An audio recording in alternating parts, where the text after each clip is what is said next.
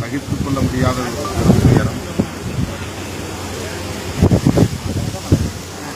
தொடர்புடைய குற்றவாளிகள் அனைவரையும் கைது செய்ய வேண்டும் என்று கவின் குடும்பத்தினர் கோரிக்கை வைத்து ஒரு அறப்போராட்டத்தை நடத்தி வருகிறார்கள். உடலை பெறுவதற்கு மறுத்து அனைவரையும் கைது செய்ய வேண்டும் என்று வலியுறுத்தி வருகிறார்கள். இந்த நிலையில் கவின் பெற்றோரை சந்தித்து அந்த குடும்பத்தினருக்கு ஆறுதல் தெரிவித்து மாலை நெல்லையில் நடைபெறுகிற ஆர்ப்பாட்டத்தில் பங்கேற்று இந்த ஆணவ குளங்கள் தமிழகத்தில் தொடர்ந்து நடந்துட்டு இருக்கு. இதை தடுக்க அரசு என்ன மாதிரி நடவடிக்கை எடுக்கிறாங்க? முதல்ல இதுக்கு ஒரு சட்டம் தேவை. இது தேசிய அளவிலான ஒரு பிரச்சனை தான், நாடு தழுவிய பிரச்சனை தான். மாநில அரசே சட்டம் ஏற்றுக்கொள்ள முடியும். தேசிய அளவிலான ஒரு சட்டமாக இருந்தால் நல்லது என்கிற அடிப்படையிலே இந்திய அளவில் கோரிக்கை வலுப்படுத்துகிறது.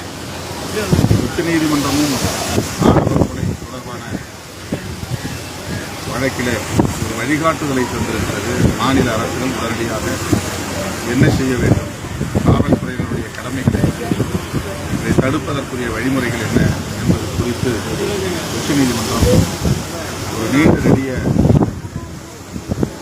வழிகாட்டுதலை தந்திருக்கிறது. ஆனால் எந்த மாநிலமும், தமிழ்நாடு மட்டுமல்ல, எந்த மாநிலமும் ஆணவ கொலை தொடர்பான உச்சநீதிமன்ற வழிகாட்டுதலை பின்பற்றவில்லை என்பது அதிர்ச்சியாக இருக்கிறது, வேதனையாக இருக்கிறது. எனவே நேற்று நான் உள்துறை அமைச்சகத்திற்கு நானும் ரவிக்குமார் அவர்களும் ஆணவ கொலை தடுப்பு சட்டம் ஏற்றுவதற்கு அவசியம் குறித்து வலியுறுத்தி கோரிக்கை ஒன்றை வழங்கியிருக்கிறோம். அவரை நேரிலே சந்திப்பதற்கு முயற்சிக்கிறோம், முடியாதவில்லை. அவருடைய அமைச்சகத்தில் இந்த கோரிக்கை மனுவை அளித்திருக்கிறோம். அவருடைய பார்வைக்கு சென்றிருக்கிறார். நான் எஞ்சிய நாட்களில் வாய்ப்பு கிடைத்தால் இது தொடர்பாக நாடாளுமன்றத்தில் குரல் எழுதும். சரி சார், இது அரசோட மெத்தனை போக்குன்னு நினைக்கிறேன். தொடர்ந்து நாள்தோறும் கொலை, நாள்தோறும் வந்து பல விரும்பத்தகாத நிறைய விஷயங்கள் நடந்துட்டு சட்டம் ஒழுங்கு தொடர்பாக இது சட்டம் ஒழுங்கு தமிழ்நாடு அரசு சட்டம் ஒழுங்கை பாதுகாப்பதில் போதிய உடனுக்குடன் நடவடிக்கைகளையும் மேற்கொண்டு வருகிறது. இந்த பிரச்சனை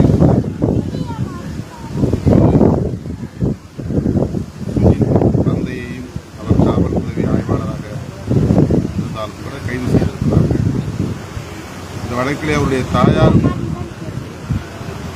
உடந்தையாக இருந்திருக்கிறார் என்று எஃப்ஐஆரில் அவருடைய பெயர் பதிவு செய்யப்பட்டிருக்கிறது. எஃப்ஐஆரிலே அவருடைய பெயர் இடம்பெற்றிருக்கிறது. இயல்பான சட்டப்பூர்வ நடவடிக்கைகளில் கைது செய்வது என்பது முறை. கைது செய்து பின்னர் விசாரணைக்கு உட்படுத்துவது. ஆனால் எஃப்ஐஆரில் இடம்பெற்ற அவரை கைது செய்வதை காவல்துறை ஏன் தயக்கம் காட்டுவது என்று தெரியவில்லை.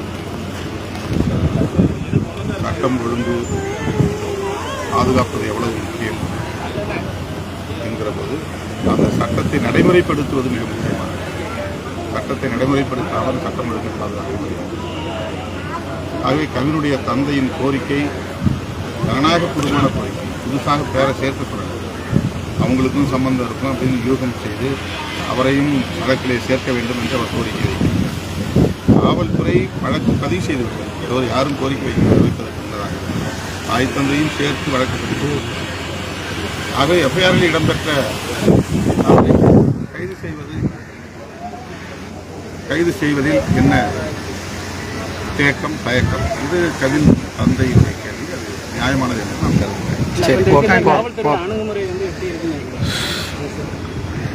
அந்த காவல்துறை எல்லாம் ஒரு தயக்கம் காட்டுவது. இது வந்து ஆரம்பத்திலிருந்து அணுகுமுறை கைவலி ஏற்கனவே வந்து இன்ஸ்பெக்டர் கூப்பிட்டு மிரட்டினதாகவும் சொல்கிறாங்க.